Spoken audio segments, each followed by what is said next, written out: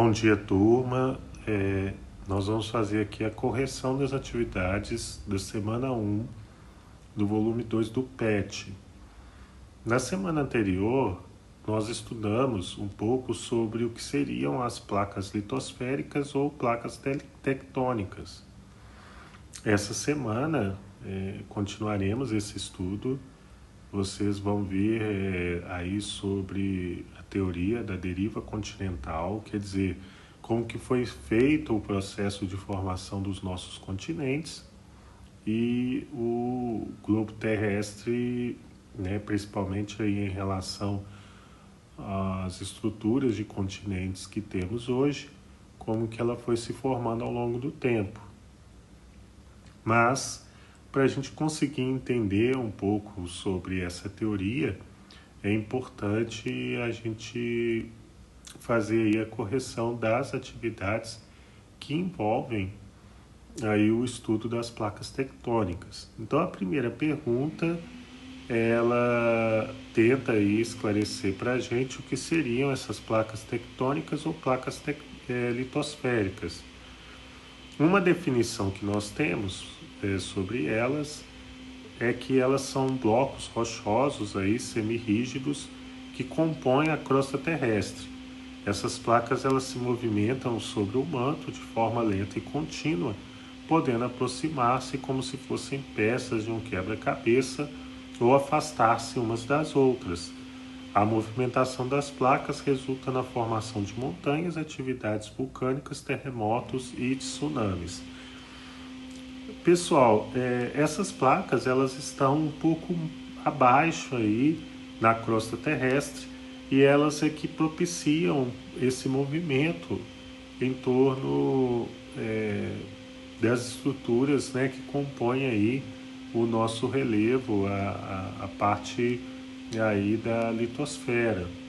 É muito importante, né, a gente observar que a gente sente o efeito da movimentação dessas placas, principalmente aí por essas atividades, algumas delas aí já que vocês tiveram notícia ou acesso, principalmente aí os terremotos e tsunamis.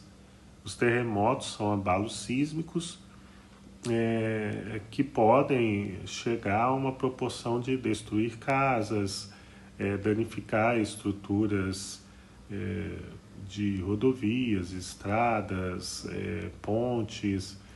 Então, assim, em países que a gente tem uma maior atividade sísmica, né, com uma proporção maior, né, de desastres, a gente vai observar um pouco aí essas atividades, principalmente causando transtorno para as populações que vivem nessas regiões.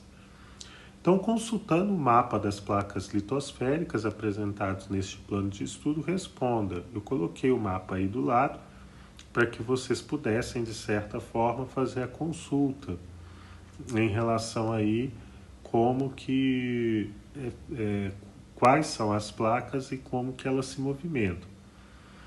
Em quais placas litosféricas há afastamento, colisão e deslizamento? Afastamento, então, é quando uma placa está se afastando da outra. Colisão é quando uma está indo ao encontro da outra. E deslizamento é quando uma está indo em direção contrária à outra. A colisão a gente vai observar aí na placa násica com a placa sul-americana. Se vocês observarem aí no mapa, principalmente na região da América do Sul, essa placa ela está em processo de colisão com a sul-americana. Se você observar as setinhas, elas estão indo uma ao encontro da outra.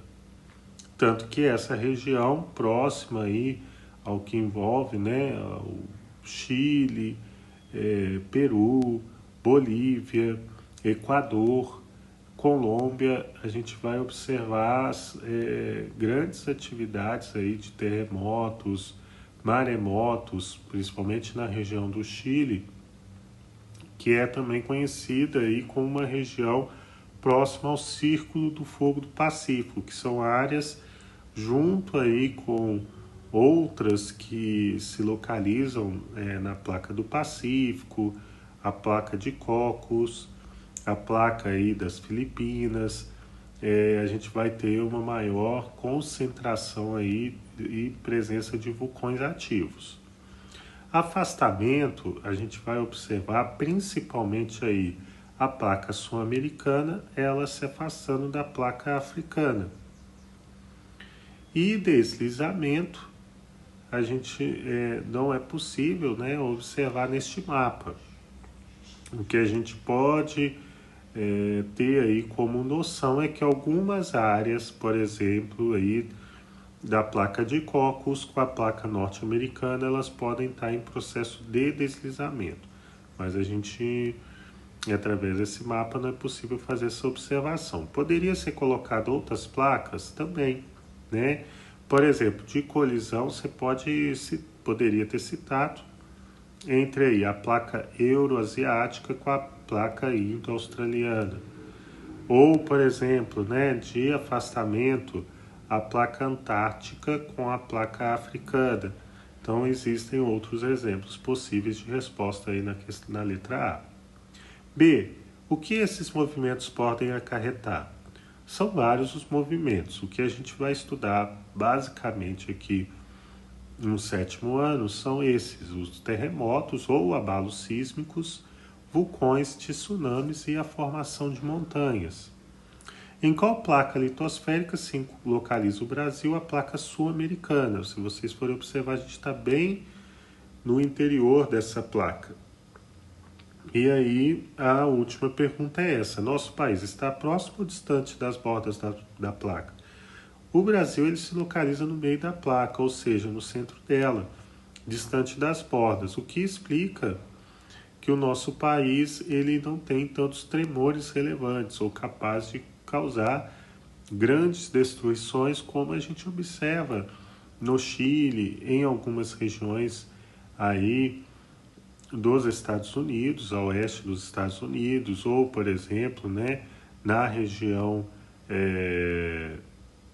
principalmente localizada dentro da placa das Filipinas, assim por diante, tá bem?